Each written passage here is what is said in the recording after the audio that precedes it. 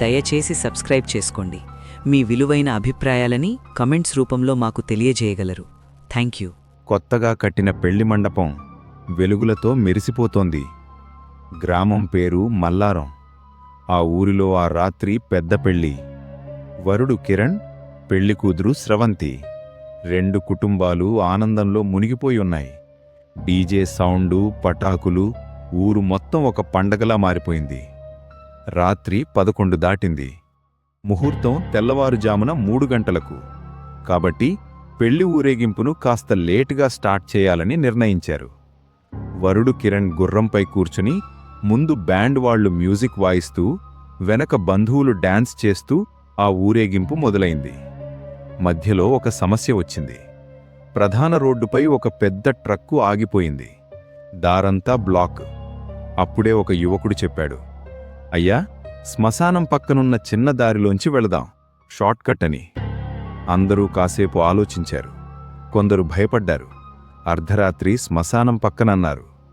కాని సమయం తక్కువ, ముహూర్తం మిస్ అవుతుందేమో అనుకుని ఆ షార్ట్కట్ తీసుకున్నారు.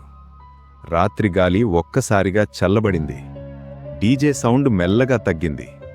శ్మశానం దగ్గరికి రాగానే బ్యాండ్ మ్యూజిక్ ఒక్కసారిగా ఆగిపోయింది. స్పీకర్ ఆఫ్ అయిందా అని ఒకరడిగారు. ఎలక్ట్రిసిటీ ఉంది, జనరేటర్ పనిచేస్తోంది, కాని మ్యూజిక్ మాత్రం రావడం లేదు. అందరూ గమనించారు. శ్మశానం లోపల ఒక చిన్న దీపం వెలుగుతోంది.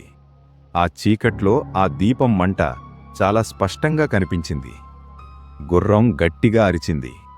వరుడు కిరణ్ గుర్రం మీద నుంచి పడిపోతున్నాడు. అతని కళ్ళు శ్మశానం వైపు నిలిచిపోయాయి. అక్కడ ఒక తెల్ల చీర కట్టుకున్న ఆడపిల్ల చితిపై కూర్చుని ఉంది. జుట్టు పూర్తిగా ముఖం మీద పడిపోయి ఉంది. ఎవరు నువ్వు అని ఒక పెద్ద మనిషి గట్టిగా అడిగాడు. ఆ ఆకారం నెమ్మదిగా తల పైకెత్తింది. కళ్ళు ఎర్రగా మెరుస్తున్నాయి. పెదవుల దగ్గర నల్లటి బూడిద. ఒక్కసారిగా ఆమె నవ్వింది. ఆ నవ్వు వినగానే పిల్లలు ఏడవడం మొదలుపెట్టారు. పెళ్లి కూతురు స్రవంతి కారులో ఉంది. ఆమె కిటికీ బయట చూస్తూ ఆ దృశ్యం గమనించింది. ఆమె గుండె ఒక్కసారిగా బలంగా కొట్టుకుంది. ఆమెకు ఒక వింత ఫీలింగ్, ఆమెను నేను ఎక్కడో చూశాను అని. ఆ కార్ డోర్ దానంతటదే ఓపెన్ అయింది. స్రవంతి బయటకు నడిచింది. అందరూ మందుమత్తులో ఏమీ పట్టించుకోకుండా డాన్స్లో బిజీగా ఉన్నారు. ఎవ్వరూ గమనించలేదు. ఆమె నెమ్మదిగా శ్మశానం వైపు నడిచింది. చితిపై కూర్చున్న ఆ తెల్ల చీర ఆడది ఒక్కసారిగా కనిపించకుండా మాయమైపోయింది. స్రవంతి చితి దగ్గరకు చేరుకుంది. నేలపై బూడిదలో ఒక పేరు రాసి ఉంది, మాధవి. ఆ పేరు చూసిన వెంటనే స్రవంతి కళ్ళు పెద్దవయ్యాయి. మాధవి, కిరణ్ కాలేజీ రోజుల్లో లవర్స్. ఆమె 2 సంవత్సరాల క్రితం ఆత్మహత్య చేసుకుంది. కిరణ్ పెళ్లి కుదిరిన రోజు అది. ఇది యాదృచ్ఛికం కాదు అని స్రవంతి నెమ్మదిగా అనుకుంది. ఆమె వెనక నుంచి చల్లని గాలి తాకింది. నువ్వు నా స్థానంలోకి వచ్చావు అని ఒక భయంకరమైన గొంతు వినిపించింది. స్రవంతి ఒక్కసారిగా వెనక్కి తిరిగింది. ఎవ్వరూ లేరు. కాని ఆమె కాళ్ల దగ్గర బూడిద కదిలింది. బూడిదలోంచి 2 చేతులు బయటికి వచ్చాయి. ఆమె అరవడానికి ప్రయత్నించింది, కాని శబ్దం రాలేదు. ఇదంతా జరుగుతుండగా బయట పెళ్లి బృందం ముందుకు కదిలిపోయింది. వాళ్లకి స్రవంతి కనిపించలేదు. అయ్యో, పెళ్లి కూతురెక్కడా అని ఒకరడిగారు. కారు ఖాళీగా ఉంది. పెళ్లి బృందం ఒక్కసారిగా ఆగిపోయింది. శ్మశానం వైపు చూస్తే అక్కడ మళ్లీ అదే తెల్ల చీర ఆడది నిలబడి ఉంది. ఈసారి ఆమె పక్కన స్రవంతి కూడా ఉంది. కాని స్రవంతి కళ్ళు ఖాళీగా ఉన్నాయి. ఆమె కూడా అదే తెల్ల చీరలో ఉంది. అందరూ షాక్ అయ్యారు. వరుడు కిరణ్ గుర్రం మీద నుంచి దిగిపోయి స్రవంతి అని అరవడం మొదలుపెట్టాడు. అప్పుడు ఆ తెల్ల చీర ఆడది నెమ్మదిగా ముందుకు వచ్చింది. నన్ను మరిచిపోయావు కదా? వరుడు కాళ్ళు వణికిపోయాయి. మాధవి, ఆమె నవ్వింది. పెళ్లి ఊరేగింపు శ్మశానం పక్కనుంచి రావడం యాదృచ్ఛికం కాదు, నేనే రప్పించాను అంది. ఒక్కసారిగా గాలి బలంగా వీచింది. పటాకులు వాటంతట అవే పేలాయి. బ్యాండ్ వాళ్లు గమనించారు. వాళ్ల ముందున్న బృందంలో సగం మంది కనిపించడం లేదు. చీకట్లో ఒక్కొక్కరిగా అదృశ్యమవుతున్నారు. కిరణ్ స్రవంతి వైపు పరిగెట్టాడు. కాని ఆమె నెమ్మదిగా వెనక్కి నడుస్తూ వెళ్ళి చితిమీద కూర్చుంది. ఇది ఆరంభం మాత్రమే అని మాధవి నవ్వుతూ చెప్పింది. శ్మశానం మొత్తం పొగతో నిండిపోయింది. పొగ తొలగినప్పుడు పెళ్లి బృందం సగం మంది అక్కడ లేరు. స్రవంతి కూడా కనిపించలేదు. చితిపై మాత్రం 2 గాజులు మరియు ఒక పెళ్లి తాలిబొట్టుపడి ఉంది. మల్లారం గ్రామం ఆ రాత్రి భయంతో వణికిపోయింది. పెళ్లి ఆగిపోయింది, కానీ అసలు భయం ఇప్పుడే మొదలైంది. మల్లారం గ్రామం ఆ రాత్రి నిశ్శబ్దంగా మారిపోయింది. పెళ్లి మేళాలు, డీజే సౌండ్లు, పటాకులు అన్నీ మాయమైపోయాయి. శ్మశానం పక్కన జరిగిన ఆ సంఘటన తర్వాత ఎవ్వరూ బయటికి రావడానికి ధైర్యం చేయలేదు. పెళ్లి బృందంలో సగం మంది కనిపించకుండా పోయారు. స్రవంతి కూడా అదృశ్యమైంది. చితిపై పడిన తాళి, గాజులు మాత్రమే అక్కడ మిగిలి ఉన్నాయి. వరుడు కిరణ్ కళ్లల్లో భయం, పశ్చాత్తాపం కలగలిసి కనిపిస్తున్నాయి. ఇది మాధవి పని అని అతనికి క్లారిటీగా అర్థమైంది. మాధవి, అతని కాలేజీ ప్రేమ. అతను ఆమెను పెళ్లి చేసుకుంటానని మాట ఇచ్చాడు. కానీ ఇంట్లో ఒత్తిడి, డబ్బు, కుటుంబ గౌరవం కోసం ఆమెను వదిలేశాడు. అదే రోజు మాధవి ఆత్మహత్య చేసుకుంది.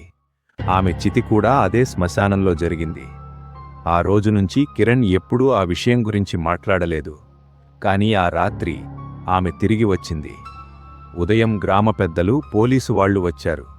కానీ విచిత్రంగా శ్మశానం లోపల ఎలాంటి అడుగుల ముద్రలు లేవు. అదృశ్యమైన వాళ్ల గురించి ఎలాంటి ఆధారాలు దొరకలేదు. ఒక పూజారి చెప్పాడు, ఆమె ఆత్మ శాంతి పొందలేదు. పెళ్లి ముహూర్తం రోజు ఆమె చనిపోయింది. ఇప్పుడు అదే సమయంలో ఆమె ప్రతీకారం తీసుకుంటోంది అన్నాడు. కిరణ్ భయంతో వణికిపోయాడు. నేను ఏమి చెయ్యాలి స్వామి అన్నాడు. నువ్వే ఆమెను ఎదుర్కోవాలి అని పూజారి చెప్పాడు. ఈ రాత్రి అర్ధరాత్రి శ్మశానం వద్దకు ఒంటరిగా వెళ్ళు. నీ తప్పును ఒప్పుకో. అది వినగానే అందరూ షాక్ అయ్యారు. కాని కిరణ్ అంగీకరించాడు. నా వల్లే ఇది జరిగితే నేనే దీన్ని ముగిస్తానన్నాడు. రాత్రి 12 అయింది. చంద్రుడు మళ్లీ మబ్బుల్లో దాక్కున్నాడు. శ్మశానం చుట్టూ పొగ ముసురుకుంది. కిరణ్ ఒంటరిగా అక్కడికి నడిచాడు. గుండె బలంగా కొట్టుకుంటోంది. చితి దగ్గరికి రాగానే గాలి ఒక్కసారిగా చల్లబడింది. మాధవి అని అతను నెమ్మదిగా పిలిచాడు. ఆ చితిపై మంటలు వెలిగాయి. ఆ మంటల్లోంచి తెల్ల చీరలో మాధవి బయటికి వచ్చింది. ఆమె ముఖం తెల్లగా, కళ్ళు ఎర్రగా మెరుస్తున్నాయి. ఎందుకు వచ్చావు? కిరణ్ మోకాళ్లపై కూర్చున్నాడు. నేను తప్పు చేశాను. నిన్ను మోసం చేశాను. కానీ స్రవంతి నీకెలాంటి అన్యాయం చెయ్యలేదు. ఆమెను విడిచిపెట్టు అన్నాడు. మాధవి నవ్వింది. నన్ను వదిలేసి పెళ్లి చేసుకోవడానికి సిద్ధపడ్డావు. ఇప్పుడు నీ పెళ్లిని నేను ఒప్పుకోవాలా? అంది కోపంగా. ఆ చుట్టూ అదృశ్యమైన పెళ్లి బృందం సభ్యులు సడన్గా కనిపించారు. వాళ్లు చితుల మధ్య నిలబడి ఉన్నారు. కళ్ళు ఖాళీగా ఎర్రగా ఉన్నాయి. స్రవంతి కూడా ఉంది. ఆమె నెమ్మదిగా ముందుకు వచ్చింది. నేను బ్రతికే ఉన్నాను అని గట్టిగా చెప్పింది. కానీ ఆమె మనసులో బంధించబడ్డాను అంది. మాధవి కళ్లల్లో కోపం మెరిసింది. నువ్వు నా స్థానంలోకి వచ్చావు. స్రవంతి గట్టిగా అరిచింది. నువ్వు ప్రేమించిన వాడి వల్ల నువ్వు చనిపోయావు. కాని నన్ను చంపితే నీకు శాంతి దొరుకుతుందా? ఆ మాటలు వినగానే క్షణంపాటు మాధవి నిశ్శబ్దంగా నిలిచిపోయింది. కిరణ్ కన్నీళ్లు పెట్టుకున్నాడు. నన్నే తీసుకో. నీకేం కావాలన్నా చేసుకో. వాళ్ళందర్నీ విడిచిపెట్టు అన్నాడు. మాధవి అతని దగ్గరకు వచ్చింది. చల్లని చెయ్యి అతని ముఖాన్ని తాకింది. నువ్వు బ్రతికి ఏడవాలి. అదే నాకు సరైన ప్రతీకారం అంది. ఆ చుట్టూ ఉన్న చితులు ఒక్కసారిగా మంటల్లో కరిగిపోయాయి. అదృశ్యమైన వాళ్లు ఒక్కొక్కరిగా నేలపై పడ్డారు. వాళ్లు స్పృహ తప్పి ఉన్నారు. కానీ బ్రతికే ఉన్నారు. స్రవంతి కూడా కింద పడిపోయింది. కిరణ్ మాధవి వైపు చూశాడు. ఇప్పుడు నీకేం కావాలి అని అడిగాడు. ఆమె నెమ్మదిగా వెనక్కి నడిచింది. నన్ను ప్రేమించిన వాడి హృదయం ఎప్పటికీ నన్ను మరిచిపోకుండా బాధపడాలి. అదే నాకు శాంతి అంది. అలా చెప్పి ఆమె మంటల్లో కరిగిపోయింది. ఉదయం గ్రామం మళ్లీ శ్మశానం దగ్గరకు వచ్చింది. అదృశ్యమైన వాళ్లందరూ బ్రతికే ఉన్నారు. కానీ వాళ్లకు జరిగినది గుర్తులేదు. కిరణ్ మాత్రం మారిపోయాడు. పెళ్లి ఆగిపోయింది. స్రవంతి అతన్ని చూసి, నిజం దాచిన ప్రేమ ఎప్పటికీ సుఖాన్ని ఇవ్వదు అని చెప్పింది. ఆమె వెళ్ళిపోయింది. శ్మశానం దగ్గర ఆ రోజు నుంచి ఒక చిన్న దీపం ఎప్పుడూ వెలుగుతూనే ఉండేది. కొన్నిసార్లు అర్ధరాత్రి అక్కడ ఒక తెల్ల చీర నీడ కనిపిస్తుందని గ్రామస్తులు చెబుతుంటారు. కాని ఈసారి ఆమె కోపంతో కాదు, కిరణ్ మీద పగ సాధించిన ఆనందంతో శ్మశానంలో తిరుగుతుంది. ప్రేమను మోసం చేసిన వాళ్ళు ఎప్పటికీ శాంతిగా ఉండరు.